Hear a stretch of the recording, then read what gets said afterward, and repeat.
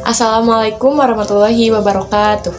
Kami di sini akan mempresentasikan laporan kegiatan budidaya pakcoy untuk memenuhi tugas mata pelajaran biologi yang digurui oleh Ibu Yuyu Yuliah. Dengan kelompok yang pertama ada Muhammad Suwabi Ihsan, kedua ada Lutfi, selanjutnya ada Robi, Ajhar, Salmah, Neti, Daniel, dan juga Dini. Pertama-tama, saya di sini akan menjelaskan tujuan kami membudidayakan tanaman pakcoy dengan metode hidroponik. Yang pertama, yaitu mengetahui cara memanfaatkan lahan yang sempit sebagai peluang usaha budidaya pakcoy menggunakan sistem hidroponik. Dan yang kedua, untuk mengetahui cara pelaksanaan produksi budidaya pakcoy menggunakan hidroponik. Dan yang terakhir, untuk mengetahui pengaruh pemberian nutrisi dan kemiringan bed terhadap pakcoy dan sistem hidroponik NFT. Pertumbuhan pakcoy. Pertumbuhan pakcoy adalah bertambahnya jumlah ukuran sel yang tadinya ukuran 5 cm sampai dengan 10 cm. Nah, pada kali ini kami akan bercocok tanam menggunakan metode hidroponik. Hidroponik adalah salah satu metode air tanpa menggunakan media tanah dengan memanfaatkan air tanpa menggunakan media tanah, dengan menekankan pada pemenuhan kebutuhan hara nutrisi bagi tanaman. Kebutuhan air pada hidroponik lebih sedikit daripada kebutuhan air pada budidaya tanaman di tanah. Tumbuhan pakcoy berkembang biak dengan biji. Pada tanggal 15 September, kami melalui penyemaian biji pakcoy. Pada tanggal 20 September, pakcoy mulai tumbuh sekitar 5 cm. Pada tanggal 27 September, pakcoy siap untuk pindah tanam dari penyemaian ke netpot. Lalu, pada tanggal 17 September, siap dipanen dengan ukuran sekitar 30 cm. Panen tanaman bisa dilakukan pada usia 40-50 hari. Nah, jika panen lambat, akan menimbulkan rasa pahit pada pakcoy. Cara panen pakcoy dilakukan dengan cara mengangkat netpot, lalu ambil tanaman pakcoy tersebut, lalu tekan bagian akar yang masih terdapat rock wool hingga mengeluarkan air. Selanjutnya, saya akan menjelaskan tentang perkecambahan.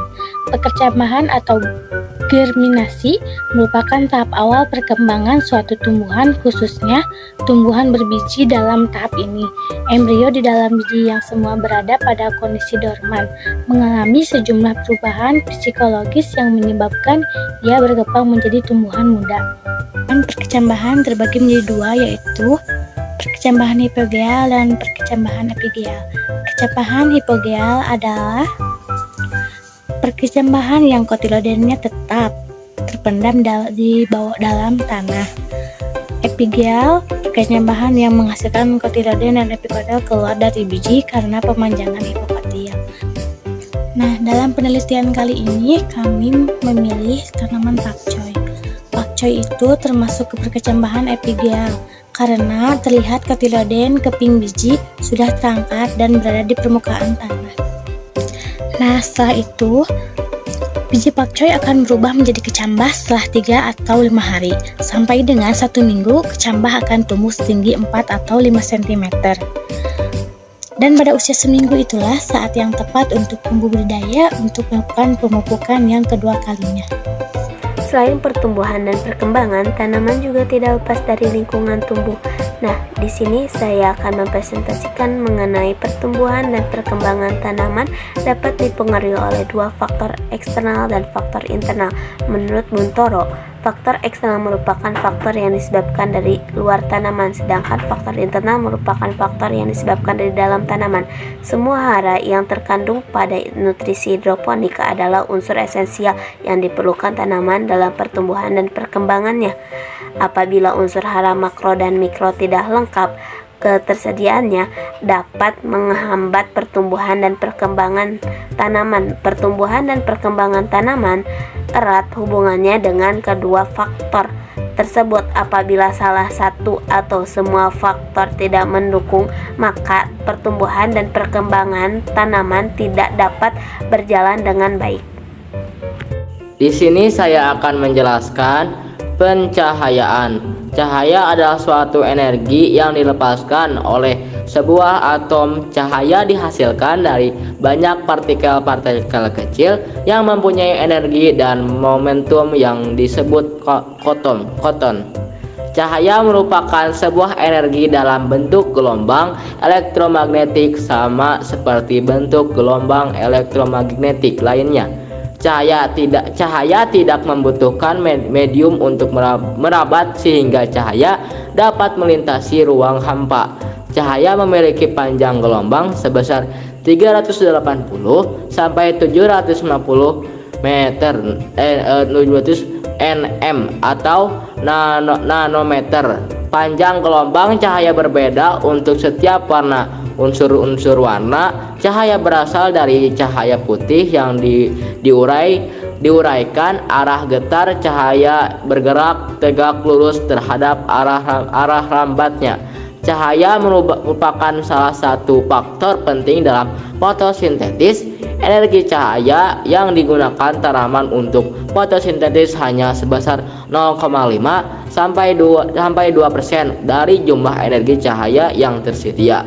Energi yang diberikan cahaya tergantung pada kualitas panjang gelombang, intensitas, dan waktu. Pemberian nutrisi pada budidaya tanaman sistem hidroponik dilakukan secara bertahap dan sesuai dengan kebutuhan masing-masing tanaman untuk tumbuh. Pemberian nutrisi pada pakcoy hidroponik menggunakan nutrisi AB mix. Tahapan pemberian dosis tanaman pakcoy. Usahakan saat ingin memulai budidaya pakcoy hidroponik, pH air yang digunakan berkisar antara 6,8 hingga 7. Artinya, pH pada kisaran tersebut netral dan merupakan pH yang dikehendaki tanaman untuk tumbuh normal. Minggu pertama pertumbuhan pakcoy diberi nutrisi sebesar 500 ppm, minggu kedua sebesar 700 ppm, minggu ketiga sebesar 900 ppm, pada minggu keempat hingga kelima sebesar 1200 ppm, pada minggu ke-6 sampai 8 sebesar 1300 ppm. Pakcoy yang ditanam menggunakan sistem hidroponik dapat dilakukan pemanenan pada saat pakcoy memasuki usia 40-60 hari setelah tanam. Selanjutnya, untuk mengukur ppm, Anda bisa menggunakan alat yang bernama ppm TDS meter, dan untuk mengukur pH Anda bisa menggunakan alat yang bernama pH meter. Target pemasaran kami adalah pasar swalayan. Survei kondisi pasar konsumen dan pesaing merupakan salah satu objek utama kami untuk mengetahui strategi pemasaran yang efektif untuk mempromosikan hasil panen tanaman pokcoy di media hidroponik. Permintaan konsumen terbanyak terjadi pada hari Jumat, hari Minggu, karena pada hari-hari tersebut konsumen berbondong-bondong pergi ke pasar swalayan. Maka dari itu kami akan mensuplai hasil tanaman kami pada hari tertentu seperti hari Jumat dan hari Minggu. Selain itu juga konsumen lebih suka sayuran yang segar, fresh. Maka dari itu sebelum kami terjun ke dunia pasar, kami mencoba mengolah hasil panen kami sendiri untuk bahan pertimbangan kami. Apakah sayuran yang kami panen layak atau tidak untuk dipasarkan? Dan kami juga menargetkan beberapa konsumen yang menjadi sasaran utama, yaitu ibu rumah tangga. Kesimpulannya yaitu melakukan budidaya sayuran secara hidroponik lebih efisien dibandingkan dengan melakukan budidaya sayuran secara konvensional. Hal ini dapat dilihat dari penggunaan luas lahan dan produktivitasnya, sehingga sistem hidroponik sangat cocok diterapkan sebagai upaya dalam menerapkan sistem pertanian perkotaan yang sering dikonsumsi oleh masyarakat di negeri ini. Dengan proses penanamannya juga kegiatan ini merupakan pelatihan pembuatan proposal dan pelatihan menanam tanaman secara hidroponik. Pokcoy merupakan salah satu jenis sayuran begitu sulit maka tak jarang banyak petani hidroponik yang menanam pokcoy saat ini, dan keuntungannya pun tak sedikit juga yang didapatkannya. Nah, mungkin hanya itu yang dapat kami laporkan mengenai kegiatan budidaya pakcoy. Terima kasih. Wassalamualaikum warahmatullahi wabarakatuh.